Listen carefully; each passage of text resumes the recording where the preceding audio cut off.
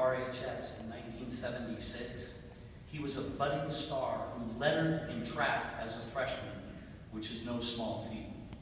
But let's remember his football career for a moment. He was part of a zone championship Husky squad in 1978 that represented Northern Nevada in the state championship game at Western High in Las Vegas. That was the one that David Gray referenced. I think against Chaparral. Was I right on that, David? I think so.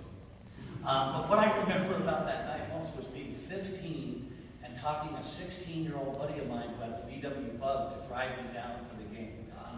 I remember having no money and being so cold. One of the coldest I've ever been was watching you guys that night in Las Vegas. And what a metropolis Las Vegas was. It had 300,000 people living there.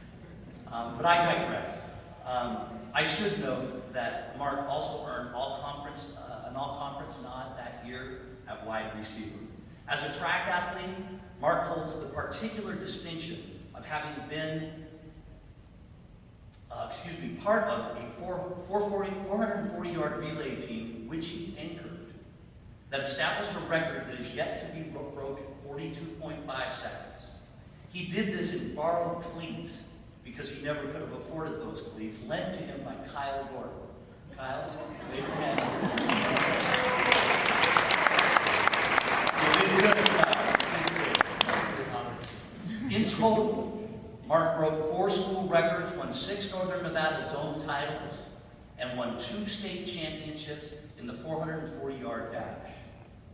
To give you an idea of how good and fast Marc was, after graduation, he attended college in San Diego, where he found himself running with some of the top track stars in the world in front of 15,000 people at the old San Diego Sports Arena at the Jack in the Box Invitational, where he was part of a relay team which won the event. Please give a warm welcome to Reno High School Athletic Hall of Fame inductee, Marc Bedell.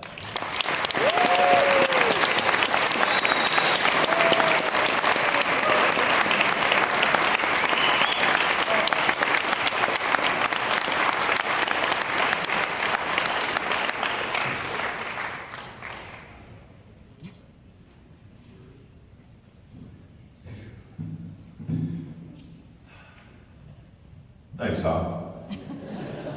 All the way from Fort Lauderdale, Florida. Have fun, buddy.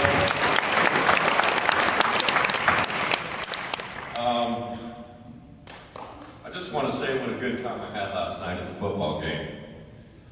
Meeting the other inductees was really quite an honor for me. Jim Pace, Jeff Tomac, thank you so much for your hard work for putting this on. I want to elaborate on meeting the other inductees last night. I mean, what a true honor it was for me to meet these guys. Bob Benson, it was just a real pleasure talking to you. What an honor, and I appreciate the things you said about my mother. Those were great stories, and I got a real kick out of that. Thank you so much. It meant a lot to me.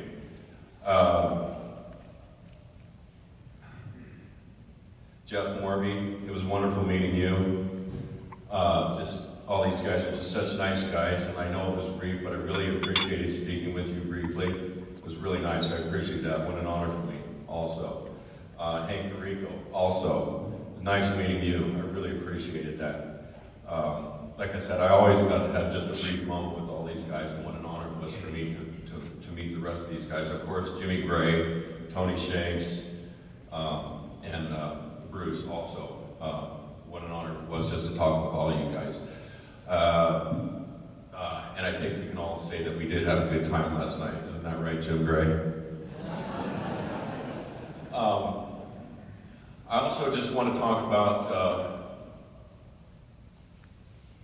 my track career and being a track athlete and the accomplishments that I did have. The accomplishments happen is because you look at track as somewhat of an individual sport sometimes, like when you win an event, in a single event, like the 400-meter dash and things of that nature. But to me, it was always a team event.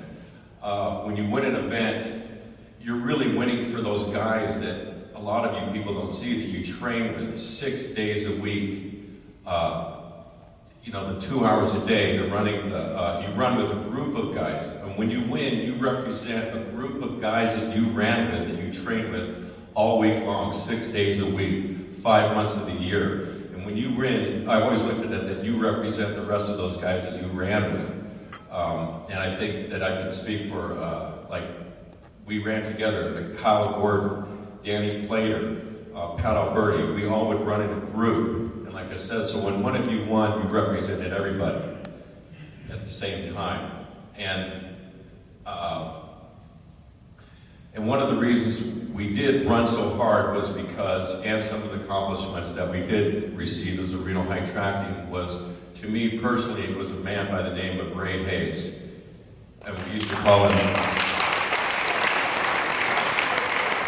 Ray Purple Hayes. And I think he liked that. Ray was just a wonderful guy. I mean, I think a lot of you in this room had Ray as an instructor and as a teacher.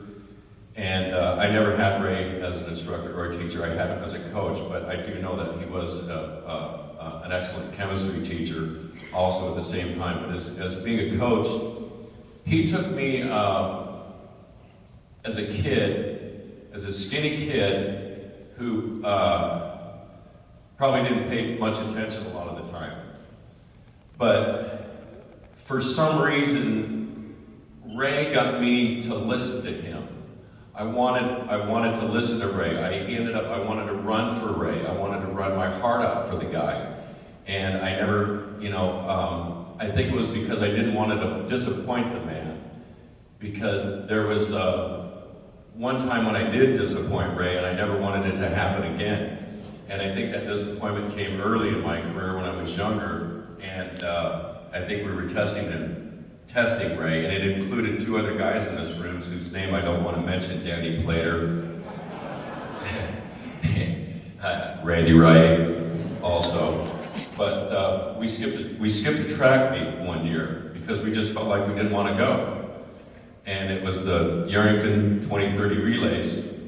And we just thought, it's snowing outside. It was early, it was 6 a.m. We had to go to the meet, it was snowing, we didn't want to go. We just didn't feel like going. So Plater came up with a story of, he said it was his birthday. It probably wasn't, but I believe Plater, because I looked up to him. So we missed the team bus. We saw the team bus rolling out, let it go on. And then, so Plater and I and Randy went over to the baseball field and decided we'd stand there and watch the baseball game. And lo and behold, Plater told me, Bedell, turn around, look at. I turned around and looked, and here comes the bus coming back to the Reno High field. They canceled the meet. First thing off the bus was Ray Hayes, and he sees us. He comes out of the bus, and he starts marching across the baseball field towards the bleachers, and I'm turning the other way, hoping to God he doesn't see us. And sure enough, he sees us, and I just remember that he came up to Plater, Randy, and I, and he just, in not so many words, said, "What the hell are you guys thinking?" And he said, "We're going to go right now, and we're going to go run." And so, if you guys know what Ferris Lane is growing up in the neighborhood, he took the 3 of us, and he ran our asses off. I'll never forget about that.